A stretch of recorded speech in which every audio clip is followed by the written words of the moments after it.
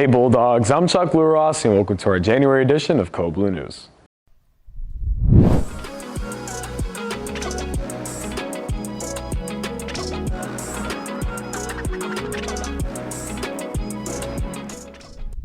Now the Grammy Awards are right around the corner, so I've had music on my mind a lot lately. The night blends accolades with beautiful performances that often pair young stars with aging icons.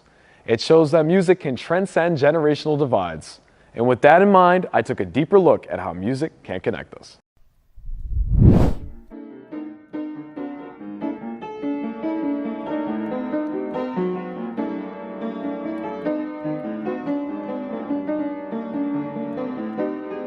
To pursue music, you have to study, and everything is consistency with time and dedication in what you practice. Music is a cultural inheritance.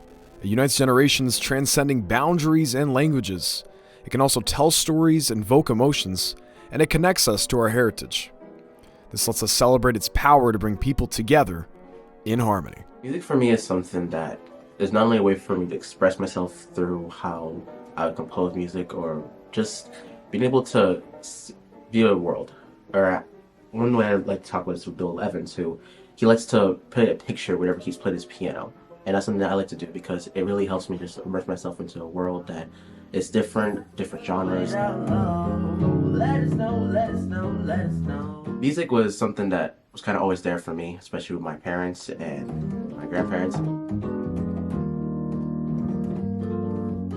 Music, that's what it did for me. It helps me to whatever I do, like if this is work. I'm a professional designer. It helps me in that way too. Oh yeah, I could, like this room here, everything is full of music. I got written music, so it's just like if I'm home, like I'm at peace. Music isn't just a sound, but it's a powerful way for people to express their deepest feelings and thoughts. This has been Chuck Luros reporting for Code Blue Now. Back to you in the studio.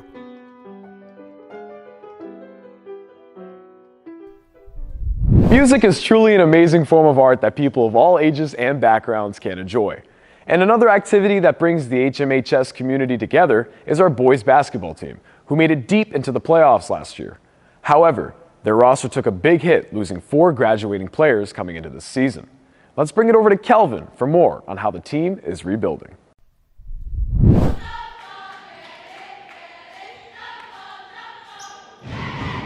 The Holbrook Bulldogs basketball team has seen many notable players play through their courts, the 2023 to 2024 season being no exception. With the team losing key players such as Owen Burke, Malachi Desiree, and Marquise Dobe-Lindsay, the team's roster might have looking a little bare to some. You just coach the players that you have. So you just come in the gym and you work hard every single day, try to get better, and hopefully by getting better, you can go out there and compete. I want this to be about them, not about me. This team has seen previous JV and varsity basketball players stepping up to play this year. Allen's game has just improved immensely. Really taken a different level. Last year he averaged 10, 12 points a game. This year he's averaging 25 points a game. The Bulldogs have also filled in the roster with many new faces. Odin gives us a much bigger post player. Dakari Jingle has really played well. Dakari has a strong basketball background, previously playing for BHS and various AU teams like Spartans. I was excited, I was more ready. I wanted to play last year. I was that ready. With a new roster, also comes a whole new skill set to mesh together. My team's good at moving the ball around, scoring. We have a lot of good scorers on our team. We pass the ball extremely well. I have a lot of teammates where I can pass it to them, and I trust them with it. I know they can give me the assist. I'm very confident with the roster I have. We go up and down the floor very well. Teams have a tough time staying with us running up and down the floor. Just like every year, the Bulldogs have their eyes set on the win. We haven't won the league, I think, since 2017. The band is behind me. It would be nice to win the league. I just love coaching, so that's one of my passions. Last year they made it to the Final Four and then lost, so I'm hoping this year can make it a lot farther. While the season is still up and running, we can't wait to see what more the Bulldogs can bring to the court. This has been Kelvin Mungai reporting for Cold Blue Now. Back to you in the studio. Thank you for introducing us to some new faces, Kelvin. I can't wait to see what the Bulldogs have in store for us the rest of the way, especially since both the boys and girls teams have already secured their spot in the playoffs. They may have new teams, but continue to bring the same results on the floor. These Bulldogs really know how to win. And our teams also look great on the court this year with their new uniforms on. I know I always feel my best when I'm looking fresh. And speaking of trying to look good, the beauty standards among women is way harsher than it is for guys. Emily takes a look at how senior Amy Yip plans on combating the issue with her capstone topic. A capstone project can be defined as a final assessment used to apply appropriate knowledge and skills to real-world issues. As an Asian American stepping into a first-grade classroom, Amy saw herself as a minority. My first impressions upon walking into my classroom was that none of them looked like me. They all either had like bright blue eyes, like blonde hair, basically something that didn't really look like me. I naturally have darker features, so my hair is a lot darker. I didn't really look like what everyone else looked like and what everyone else saw as beautiful. I really spent like my whole childhood dealing with this kind of insecurity, so I hope to bring more light into this kind of rising issue. With the rapid increase of discrimination against diversity, there's a call to action for what it means to standardize the term beautiful. If you have like lighter features, so if you're more like of a pale complexion, if your hair color is a lot lighter, if your eyes are a lot lighter, that's kind of like what people consider as the perfect woman. It's just putting like a really unrealistic feature and stuff like that put upon women. It just really affects them mentally. For my capstone, I hope that other women or other girls of younger ages are able to take away that you just should be who you are. Think about what you think of yourself. Are you happy with how you are? Are you happy with who you are? Like for me, it took me over a decade and my whole entire childhood to figure out who I am. Do I really like myself? And I'm still learning to love myself fully. It's more like a process. There's no deadline to this. It will take time, but it's just, there's no need to rush it. Amy intends to send the message that there isn't one definitive beautiful, and that true beauty comes in multiple forms. This has been Emily Yip reporting. Thank you for shining a light on such an important topic, Emily. Talking about topics that affect a large part of our population is important for understanding the way people are and what makes them who they are. For our next story, Gabe explores the hardships faced by young immigrants when starting a new life, a new school, and a new language. Many people come to the United States to seek new opportunities and a better life, but a lot of people face immediate struggles because they can't speak the English language. My first experience in America was hard because I didn't know how to speak English. I feel uncomfortable. Well, my first year in America was really hard because I didn't know no English. I have to start all the way down from the bottom. So they kind of have the double whammy. They have to get the English to communicate with peers, with teachers, with classmates, and they also need to learn the content. So they have to be in the same biology classes, same math. They take the same MCAS at the end of the year. Not to mention that they have to figure out how to get around. Transportation's a big challenge sometimes. A lot of the students or their families can't work right away, so they're dealing with all the challenges at school and at home. So I think just the combination of it all. I try to learn speak English in a new country. I read a lot of books. I watch a lot of movies, subtitle. When I came to the United States, obviously I came with a goal, which is better opportunity for me and my family, and then get a better education.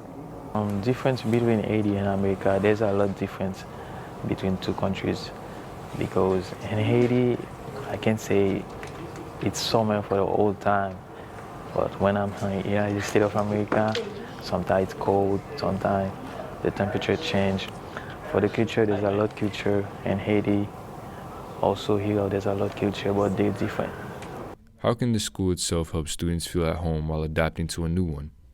Having access to resources in their first language has been a huge barrier for students and their families. Things like report cards that are translated to send home. All the communication is primarily done in English. I think that is an area that the school, the state, the country needs to work on, is meeting families and students where they are, and making sure that they have access to all the same resources that any English speaker would have. Everyone deserves a chance at a new life to provide for themselves and their family. This has been Gabriel Santos reporting for Code Blue News. Back to you in the studio.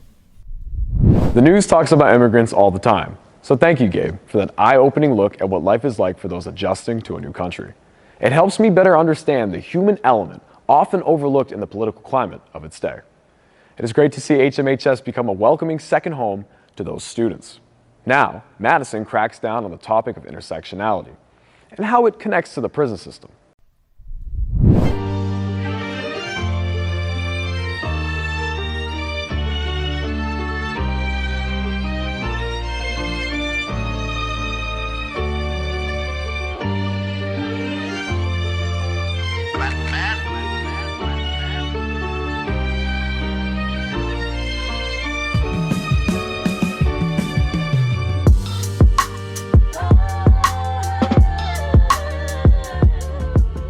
Most people do not know the most important line of Romeo and Juliet. It's not a pair of star-crossed lovers take their lives. It's not where art thou, Romeo. The most important line in Romeo and Juliet is the first one. Two households, both alike in dignity, in fair Verona, where we lay our scene. This line is constantly misunderstood by various production. It is constantly misunderstood by various people, and while it might not be their fault, it is important. What is established in that first line is that this is an equally matched conflict. Two households, both alike in dignity. We see Romeo and Juliet as a powerful love conquers all story, that no matter the conflict, community can bring and conquer all. But that's not the message of the text. Most real-world fights are not equal. Just look at Nazi Germany. Just look at the Israel and Palestine conflict. These are two households, unalike in dignity, with one side reigning power over the other. Mass incarceration in the United States is not an equal fight for marginalized groups. Despite African Americans only making up 30% of the population, they are accounted for 37% of the United States prison system. But why is this? Intersectionality, the study of overlapping or intersecting identities that are related to systems of oppression, domination, or discrimination. The basic kind of premise or assumption of intersectionality is that there are different elements of all of our identities as individuals and also as collectivities. So it's not so much that we're only our race or that we're only our social class or that we're only our gender, but rather that we're kind of this combination of these things. Okay, so the reason for mass incarceration of African Americans in the prison system is because of their race. But what does this stem from? In the late 19th century, Jim Crow laws trapped African Americans and got them arrested for crimes such as loitering and petty theft. Without access to a lawyer or money for bond, the system failed them and they were sent to prison, where they were subjected to convict leasing. Convict leasing is lending out prisoners to private corporations where they're forced to do labor, another form of slavery. A direct example that we might think about is the Angola prison in Louisiana, the Angola State Penitentiary. This is literally built on the site of a plantation. The prisoners there, they are mostly black. They literally, pick cotton as a form of labor. Not only was the basis of the United States prison system built around these unjust laws, but with the war on drugs, the incarcerated rate of African Americans only grew. Ending the war on drugs, in other words, decriminalizing, perhaps, in my mind, all drug use, looking at drug addiction as a mental health issue or a physical health issue, rather than something that ought to be criminalized. Criminalizing drugs not only brought millions into the system, but also didn't give help to those with addictions. This was the case for 72-year-old Ramadan Shabazz, who was incarcerated for 51 years in various Massachusetts state prisons. After fighting in the Vietnam War, Shabazz, whose name at the time was James Hall, came back to the States with PTSD. At the time, little was known about the illness, and this led Shabazz to turn to drugs as an escape. And the answer I got from two doctors, yes, we know something wrong with your Vietnam veteran, but we don't know what it is. Now, this was in 1971. They're telling me this. So, obviously, I just went buck wild. That means shooting drugs, getting money, whatever I had to do to get money. And in the process, I was robbing a grocery store. $30,000 was involved. Tried to get drugs, killed 2 people. On August 14, 1971, Shabazz and one Raymond White were attempting to rob Freedom Foods, a grocery store in Dorchester, Massachusetts. During the altercation, they ended up killing and shooting security guards Kelvin Thorne and Harry Jeffries. While incarcerated for 71 years, Mr. Shabazz had a first-hand account of the injustice inside the penal system. When asked if he was treated unfairly, people of color have it bad all around, no matter if it's outside or inside. Worse inside because what can you do? Hispanics and African Americans and other nationalities, colors, we get treated like, like we don't even exist. United States penitentiaries not only have a history of providing inadequate health care to their inmates. Mr. Shabazz has a permanent ringing in his ear from years of no treatment, and this can be found in many different places. The Eighth Amendment of the Constitution bars, institutions from engaging in cruel and unusual punishment. The state of California was formally put under what's called conservatorship by the federal government. Now, what were they doing that was so bad? Their prisons were packed to the point where they were 3 to 4 times the capacity. Having people overcrowded in the prison in such an extreme way was inherently a violation of the cruel and unusual punishment clause of the Constitution.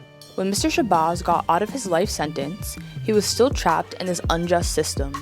I think it should be easier when people have done a long time, like I have, for the government to really make it easier for us to get the papers that we need, to get necessary jobs and things like that, and get our lives back. But the bureaucracy prevents that, so you have to go through a cycle. It took me 6 months to get an ID. I had to go through all kind of hoops. As I said prior, I'm trying to get my birth certificate, and that's still not working. The entire system needs to not only help the people on the inside, but also on the outside. They're kind of barriers to rehabilitation, right? If we're looking at the prison potentially as something that has the capacity to rehabilitate people and then reintegrate them into society, we're not going to want to send them back into a society where no one's going to want to hire them and they're just going to be alienated on the outside. That leads to them being more likely to then reoffend and end up back in prison again. To quote Kimberly Crenshaw, the aftermath of slavery in some ways was worse than slavery itself. We have progressed a lot from slavery and Jim Crow. We have still not gotten to the root of the problem. Systematic racism still exists. It's just now more covert. After seeing that, the term pipeline to prison has a new meaning for me. Well, that's all we have for you this month. I hope you enjoyed another look inside HMHS. This has been Chuck Rossi, and we will see you next month on another edition of Code Blue News.